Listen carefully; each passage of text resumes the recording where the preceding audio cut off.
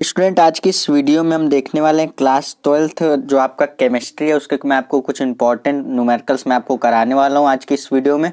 तो यहाँ पे बोल रहा है 12 ग्राम ग्लूकोज को 100 ग्राम जल में घोलने पर विलयन का क्वथनांक यहाँ पे हमारे पास दे रखा है 100 दशमलव यहाँ पे दे रखा है 34 डिग्री सेल्सियस। ठीक है, पाया गया।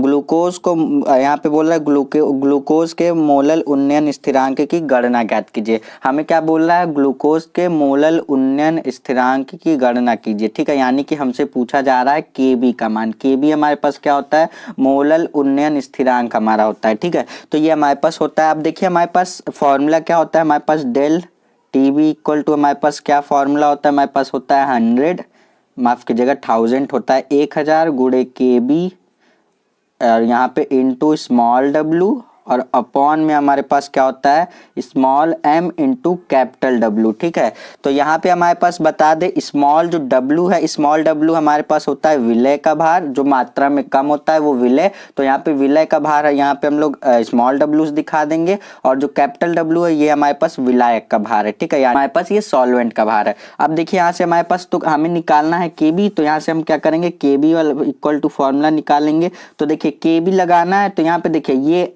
m इंटू डब्ल्यू ये क्या है मल्टीप्लाई, यहाँ पे डिवाइड में है, इधर लेके जाएंगे तो क्या हो जाएगा मल्टीप्लाई में हो जाएगा। तो यहाँ पे लिख देंगे डेल टी बी इंटू यहाँ से हमारे पास क्या हो जाएगा small m into capital W और अपॉन में केबी। तो क्या हो गया केबी इधर आके इक्वल में हो गया, बचा हमारे पास क्या नीचे हमारे पास सिर्फ और सिर्फ बच जाएगा 1000 गुणे स्मॉल डब्लू। ठीक है, ये हमारे पास बच जाएगा। अब इसी फॉर्मूले से हम लोग क्या करते हैं, इसी फॉर्मूले से हम लोग केबी का मान हम लोग निकाल लेते हैं। तो यहाँ पे हमारे पास देखिए क्या क्या दे रखा है, हमारे पास देखिए दे रखा है 100, यहाँ पे बोल रहा है 12 ग्राम ग्लूकोज। तो यहाँ पे देखिए 12 ग्राम क्या ये मात्रा में कम है, तो 12 ग्राम ये क्या हो जाएगा विलय का भार, यानी कि स्मॉल डब्लू की वैल्यू कितनी हो जाएगी हमारे पास 12 ग्राम हो जाएगी। ठीक है, स्मॉल डब्लू हो गया। अब यहाँ पे बोल रहा है 100 ग्राम जल में, यहाँ पे ये हमारे पास क्या हो जाएगा विलायक हो जाएगा। तो विलायक यानी कि कैपिटल डब्लू का भार हमारे पास 100 ग्राम दे रखा है। एक एक चीज हम देखते जाएंगे, फिर उसके बाद हम केबी का मान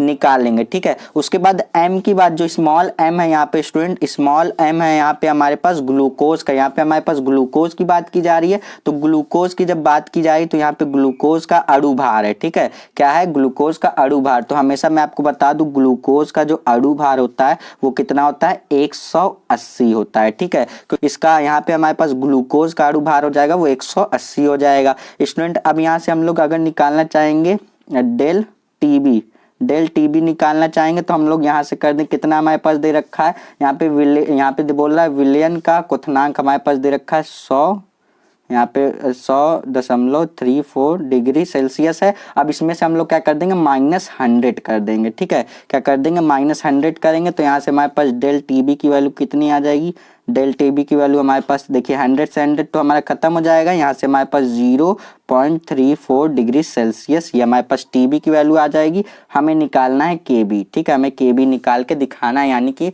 मोलल उन्नयन स्थिरांक हमें निकाल के दिखाना है। तो यहाँ से हम लोग केबी वाले फॉर्मूले के अकॉर्डिंग सारी वैल्यू को लिख देते हैं। टीबी की वैल्यू हमारे पास निकाली हम लोगों ने 0.34 डिग्री इंटू स्मॉल एम जो यहाँ पे हमारे पास क्या है ग्लूकोज का अणु भार है वो होता है 180। आप चाहे तो डायरेक्ट याद कर सकते हैं, डायरेक्ट याद रखेंगे तो आपको एग्जाम में टाइम बच जाएगा। ठीक, तो यहाँ पे स्मॉल एम की वैल्यू 180 रख दी। कैपिटल डब्लू क्या है, कैपिटल डब्लू विलायक का यहाँ पे हमारे पास भार है जो कि दे रखा है कितना, हमारे पास दे रखा है 100। ठीक, कितना दे रखा है 100 दे रखा है अपॉन यहाँ पे हमारे पास है 1000 गुणे स्मॉल डब्लू यहाँ पे हमारे पास क्या है विलय का भार जो कि दे रखा है 12 यहाँ पे ग्राम ग्लूकोज दे रखा है ना, तो वही निकाला है। ठीक है, अब यहाँ से देखो हमारे पास यहाँ 3 जीरो है, ऊपर भी 3 जीरो, तो 3 जीरो से 3 जीरो तो हमारे पास कैंसिल हो जाएगा। अब जब यहाँ पे हम लोग यहाँ पे देखो केबी इक्वल टू जब हम 18 का गुणा 0.34 से करेंगे तो हमारे पास आएगा 6.12 आएगा। ठीक है, और अपॉन में हमारे पास क्या है, अपॉन में हमारे पास बचेगा यहाँ पे 12। ठीक, क्या बचेगा 12। तो यहाँ से अगर हम लोग इसको कैंसिल करेंगे तो केबी इक्वल टू हमारे पास कितना आ जाएगा, केबी इक्वल टू हमारे पास आ जाएगा 0.51 डिग्री सेल्सियस और यहाँ पे प्रति मोलल आ जाएगा। ठीक है, तो ये हमारा केबी का मान आ जाएगा। केबी क्या है हमारे पास मोलल उन्नयन स्थिरांक, तो हमारे पास इसकी वैल्यू यहाँ पे हमारे पास ये आ जाएगी। ये हमारे इस क्वेश्चन का फाइनल आंसर आ जाएगा स्टूडेंट। अब चलते हैं अपने नेक्स्ट क्वेश्चन की तरफ। सो स्टूडेंट यहाँ पे देखिए ये रहा हमारा नेक्स्ट क्वेश्चन। देखिए क्वेश्चन में बोल रहा है हमारे पास 14.9 ग्राम यहाँ पे हमारे पास दे रखा है पोटेशियम क्लोराइड को 500 मिलीलीटर जल में घोला गया है। ठीक है, 500 मिलीलीटर जल में क्या किया गया, घोला गया है। इस विलयन यहाँ मतलब घोलने के बाद जो विलयन बन रहा है, बोल रहा है इस विलयन की मोलरता ज्ञात कीजिए। ठीक है, मोलरता और मोलरता में अलग अलग डिफरेंस होता है। ठीक है, जिसको मोलरता को हम लोग कहते हैं मोलैरिटी और मोलरता को हम लोग कहते हैं मोलैलिटी। ठीक है, तो यहाँ से हमारे पास पूछा क्या गया, हमसे पूछा गया मोलरता। ठीक है, तो हमारे पास क्या दे रखा है, पोटेशियम क्लोराइड दे रखा है। ठीक है, तो सबसे पहले यहाँ पे हम लोग क्या निकालेंगे, ग्राम अणुओं की संख्या निकालेंगे। सबसे पहले हम पोटेशियम का अणु भार अगर निकालना चाहेंगे तो अणु भार देखिए पोटेशियम में क्या क्या आता है, KCl आता है, पोटेशियम क्लोराइड। ठीक है, पोटेशियम क्लोराइड क्या आता है, KCl। तो यहाँ पे देखिए हमारे पास पोटेशियम में KCl आता है। तो अगर हम लोग क्या करें, पोटेशियम की बात करें तो पोटेशियम में एटॉमिक मास कितना होता है, पोटेशियम का एटॉमिक मास होता है 39। ठीक है, उसी तरीके से अगर हम लोग क्लोरीन का निकालें, ठीक है, तो क्लोरीन का हमारे पास कितना आता है, क्लोरीन का अप्रोक्सीमेट हम मानते हैं कि यहाँ पे हमारे पास 35 पॉइंट, यहाँ पे हमारे पास 5 इतना आता है। ठीक है, यहाँ पे ये किसकी बात कर रहे हैं, हम लोग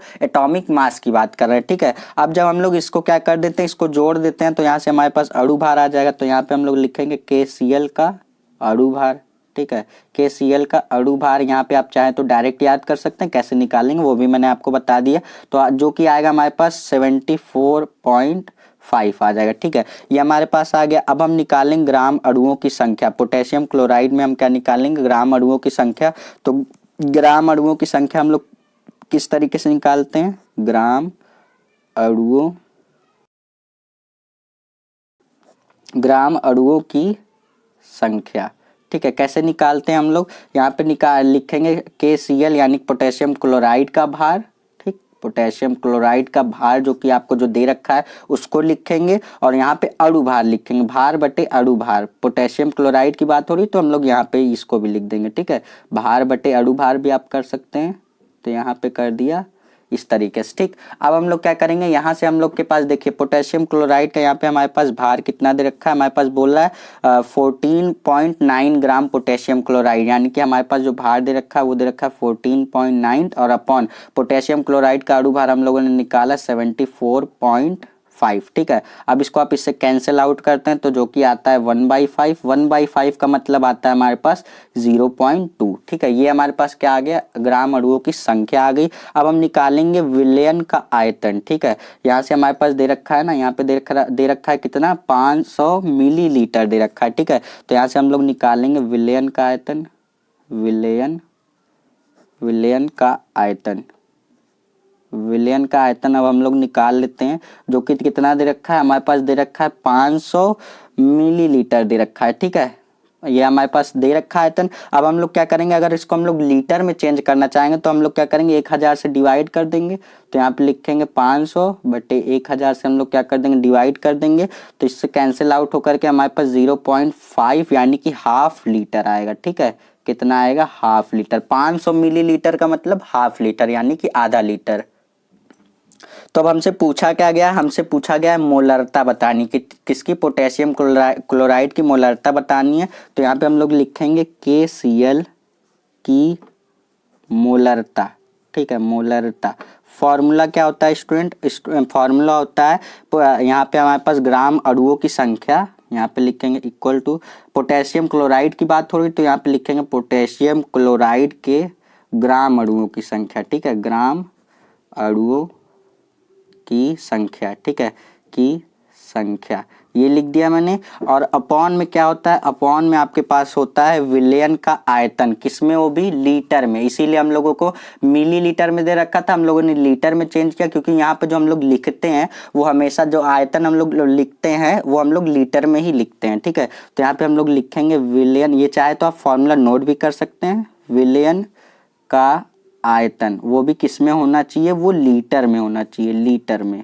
ठीक, लीटर में। अब देखिए हम लोग वैल्यू सारी निकाल ली हैं, अब हम लोग रख देते हैं इक्वल टू पोटेशियम क्लोराइड के ग्राम अणुओं की संख्या हम लोगों ने कितनी निकाली, यहाँ पे देखो पोटेशियम क्लोराइड के ग्राम अणुओं की संख्या हम लोगों ने 0.2 निकाली। तो यहाँ पे लिख देंगे 0.2 अपॉन विलियन का यहाँ पे हमारे पास आयतन कितना दे रखा था, 500 मिलीलीटर दे रखा था, लीटर में निकाला तो 0.5 आ गया। तो अगर हम लोग क्या करेंगे, इससे इसको कैंसिल करेंगे तो यहाँ पे हमारे पास 0.4 आ जाएगा इसकी मोलरता। ठीक है, कितनी आ जाएगी मोलरता, इसकी मोलरता आ जाएगी 0.5। तो हमारा ये इस क्वेश्चन का फाइनल आंसर आ जाएगा स्टूडेंट। अब चलते हैं अपने नेक्स्ट क्वेश्चन की तरफ। सो स्टूडेंट यहाँ पे देखिए ये रहा हमारा नेक्स्ट क्वेश्चन। देखिए इस क्वेश्चन में क्या बोल रहा है, यहाँ पे बोल रहा है 14.625 ग्राम सोडियम क्लोराइड। यहाँ पे हमारे पास वहाँ पे पोटेशियम क्लोराइड दे रखा था, यहाँ पे हमारे पास सोडियम क्लोराइड दे रखा है। कोई यहाँ पे बोल रहा है 250 ग्राम जल में विलय किया है। अब यहाँ पे क्या बोल रहा है, विलय किया गया है, प्राप्त विलयन यानी कि जब मिलाने पर यहाँ पे जो सोल्यूशन मिलता है हमें प्राप्त विलयन की हमें क्या बताना है, मोललता बताना है। ठीक है, पिछले वाले क्वेश्चन में हमें मोलरता बतानी थी, यहाँ पे हमारे पास हमें क्या बताना है, मोललता बताना है। मोललता की गणना कीजिए यानी कि मोलैलिटी हमें बतानी है। सो स्टूडेंट यहाँ पे सबसे पहला काम तो हम यही निकालेंगे ग्राम अणुओं की संख्या। तो यहाँ पे हम लोग लिखेंगे ग्राम अणुओं की संख्या, वो भी किस में बात हो रही है, सोडियम क्लोराइड के लिए बात हो रही है। तो आप लिख सकते हैं सोडियम क्लोराइड के ग्राम अणुओं की संख्या, या फिर मैं डायरेक्ट लिख दे रहा हूँ ग्राम, यहाँ पे बोलेंगे ग्राम अणुओं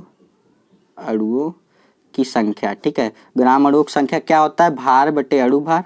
ठीक है, भार बटे अणु भार किसकी बात हो रही है, सोडियम क्लोराइड की। तो आप लिख सकते हैं सोडियम क्लोराइड का भार बटे सोडियम क्लोराइड का अणु भार, इस तरीके से लिख सकते हैं। शॉर्ट में लिखेंगे तो इस तरीके से लिख देंगे। ठीक है, अब यहाँ पे देखिए हम सभी जानते हैं, यहाँ पे देखिए हमारे पास सोडियम क्लोराइड का यहाँ पे हमारे पास भार कितना दे रखा है, यहाँ पे हमें दे रखा है 14.625 ग्राम दे रखा है। ठीक है, तो भार तो दे रखा है, ठीक है 14.625। ठीक है, अब यहाँ पे हमारे पास बोल रहा है सोडियम क्लोराइड में जिसमें आता है Na और आता है Cl। ठीक है, तो यहाँ पे बात करेंगे इसके, यहाँ पे हम लोग एटॉमिक मास की, तो इसका होता है हमारे पास 23 और इसका होता है हमारे पास अप्रॉक्सीमेट, अभी मैंने आपको बताया कितना 35.5 होता है। ठीक है, यानी कि 35.5। तो यहाँ से हम लोग का अणु भार यहाँ से कितना आ जाएगा, अणु भार हमारे पास आ जाएगा 58.5 आ जाएगा। ठीक, यहाँ से हम लोग इसको डिवाइड करेंगे तो यहाँ पे ग्राम अणुओं की संख्या हमारे पास 1/4 मोल आ जाएगी। ठीक, 1/4 मोल आ जाएगी। ये किसकी आई है, हमारे पास ग्राम अणुओं की संख्या आई है। अब हम लोग क्या करेंगे, यहाँ से अब हम लोग मोललता निकालेंगे। मोललता निकालने के लिए हम लोग क्या करते हैं, विलय, यहाँ पे हम लोग विलय के ग्राम अणुओं की संख्या जो कि हम लोगों ने निकाली है 1/4। तो यहाँ से हम लोग निकालते हैं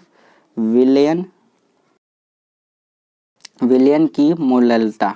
ठीक है, मोललता यहाँ पे हम लोग क्या निकालते हैं, विलयन की मोललता के लिए हम लोग क्या लगाएंगे, विलय के ग्राम अणुओं की संख्या कितनी निकाली, ग्राम अणुओं की संख्या 1/4 अपॉन यहाँ पे हम लोग विलयन का, यहाँ पे हम लोग क्या निकाल लेंगे, भार, जो कि हमारे पास इसको भी हम लोग लिखेंगे 1/4। तो 1/4 से 1/4 कैंसिल होगा तो यहाँ पे हमारे पास 1 आ जाएगा। इसकी मोललता कितनी आ गई, 1 आ गई। ये छोटा सा क्वेश्चन आपके 2 नंबर का पूछा हुआ क्वेश्चन था, इसलिए मैंने आपको बता दिया। अब चलते हैं अपने नेक्स्ट क्वेश्चन की तरफ।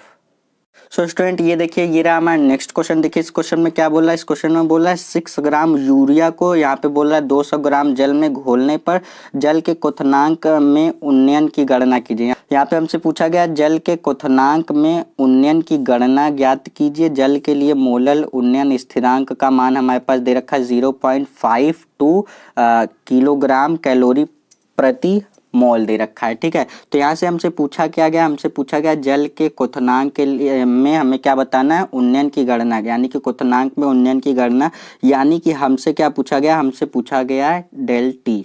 क्या पूछा गया, डेल टी पूछा गया। तो यहाँ से हम लोग क्या करेंगे, सबसे पहले देखिए हम फॉर्मूला बता दे, जो कि हमारे पास देखिए स्मॉल m इक्वल टू क्या होता है, स्मॉल m इक्वल टू हमारे पास फॉर्मूला होता है 1000 से गुणा करते हैं गुणे KB, जो कि अभी मैंने आपको स्टार्टिंग वाला क्वेश्चन बताया उसी पर बेस्ड है।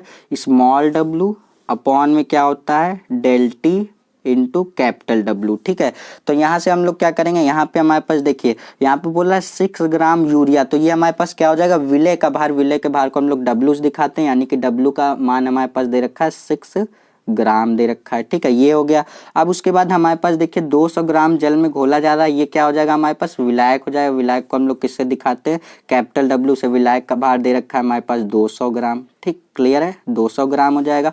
उसके बाद यहाँ से हमारे पास देखिए किसका मान दे रखा है, हमारे पास दे रखा है मोलल उन्नयन स्थिरांक का मान यानी कि केबी का मान हमारे पास दे रखा है 0.52 किलोग्राम दे रखा है। ठीक है, और स्टूडेंट सारी चीजें तो मिल गई हमारी, एक चीज बचती है हमारे स्मॉल एम। स्मॉल एम क्या है, अणु भार है किसका, हम लोग यूरिया की बात कर रहे हैं ना, इस क्वेश्चन में यूरिया की बात हो रही है। तो यूरिया का जो अणु भार होता है स्टूडेंट मैं डायरेक्ट बता दूं जो कि होता है 60। आप सभी तो आप चाहे तो इन सभी चीजों को याद कर सकते हैं, क्योंकि आप एग्जामिनर ये नहीं देखेगा कि आपने कैसे लिखा, आप डायरेक्ट लिख देंगे 60 तो भी आपका बिल्कुल क्वेश्चन सही माना जाएगा, एक भी नंबर वो नहीं काटेगा। ठीक है, तो यूरिया का जो अणु भार होता है मॉलिक्यूलर वेट वो कितना होता है, 60 होता है। ठीक, अब यहाँ से हम लोग सारी वैल्यू को लिख देते हैं। ठीक है, तो हमें निकालना क्या है, हमें निकालना है डेल टी। यहाँ पे हमारे पास डेल टी निकालना है, तो डेल टी इक्वल टू हम फॉर्मूला लगा देंगे, डेल टी यहाँ से लिखेंगे 1000 इंटू के बी और इंटू हमारे पास स्मॉल डब्ल्यू रहेगा अपॉन में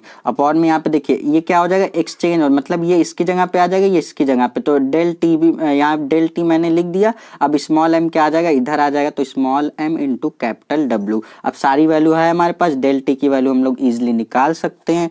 तो यहाँ से हम लोग लिखेंगे 1000 गुणे के बी की वैल्यू कितनी दे रखी है 0.52, बहुत छोटा सा क्वेश्चन था, इनटू स्मॉल डब्ल्यू क्या है, विलय का भार हमारे पास 6 ग्राम दे रखा है, अपॉन, और यहाँ पे यूरिया की बात हो रही है, यूरिया का अणु भार जो कि होता है 60 इंटू यहाँ पे हमारे पास विलायक का भार हमारे पास दे रखा है 200 ग्राम, तो यहाँ से लिख देंगे 200 ग्राम और del T equal to. So student अब अगर हम लोग इसका कैलकुलेशन करेंगे तो डायरेक्ट वैल्यू अगर मैं लिखूंगा, ये छोटा सा कैलकुलेशन आप लोग कर लीजिएगा, 0 से 0 कैंसिल हो जाएगा, इस तरीके से इसका मल्टीप्लाई हो जाएगा, इसका मल्टीप्लाई हो जाएगा। अगर मैं डायरेक्ट वैल्यू की बात करूं तो जो कि आएगा 0.26 डिग्री सेल्सियस, यहाँ पे हमारे पास डेल टी की वैल्यू आ जाएगी। ये हमारा इस क्वेश्चन का फाइनल आंसर आ जाएगा हमारे पास। सो स्टूडेंट आई होप कि आपको ये क्वेश्चन भी अच्छी तरीके से समझ में आएगा। आप चाहे तो इस क्वेश्चन को नोट भी कर सकते हैं और साथ ही साथ में इसके सोल्यूशन को भी नोट कर सकते हैं। आने वाली वीडियो में आपको और भी इंपॉर्टेंट न्यूमेरिकल करवाने वाला हूं। जब तक कि हमारा एग्जाम नहीं हो जाता हम ढेर सारे न्यूमेरिकल प्लस क्वेश्चन और प्लस एमसीक्यू सारी चीजें करते जाएंगे, और एग्जाम होते होते हम अपने पूरी तरीके से अच्छी तरीके से प्रिपरेशन को कर ले जाएंगे। आपको करना क्या है स्टूडेंट, चैनल को सब्सक्राइब करने के साथ साथ नोटिफिकेशन बेल को ऑन करके रखना है, जिससे कि मैं जैसे ही वीडियोस अपलोड करूंगा आपके पास नोटिफिकेशन जाएगी, आप वहां से वीडियो को स्टार्ट करके देख सकते हैं और आपसे वीडियो भी मिस नहीं होगी। स्टूडेंट मिलते हैं नेक्स्ट वीडियो में, तब तक के लिए पढ़ते रहिए। All the best.